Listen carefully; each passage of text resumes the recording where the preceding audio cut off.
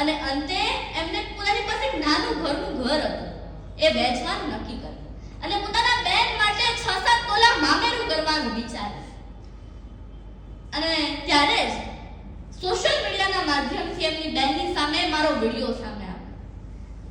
એ બહેને રડતા રડતા પોતાના ભાઈને ફોન કર્યો, ભાઈને વિડિયો મોકલ્યો અને કહ્યું કે ભાઈ તારાથી થાય ને એટલું મામેરું કરજે, કોઈની પાસેથી ઉધાર લઈને નહીં. સાસરિયાવાળાની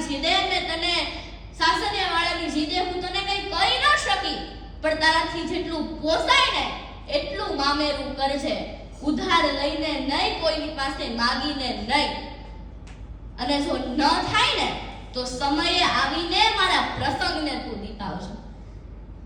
આ વાતને જે બધા સાંભળતા હતા ને બધાની આંખોમાં આંસુ હતા, આંખોની અંદર ભીનાશ હતી કે મારી બોલેલી, મારી કહેલી વાતો જ્યારે કોઈના દિલને સ્પર્શી જાય ને ત્યારે એમ થાય કે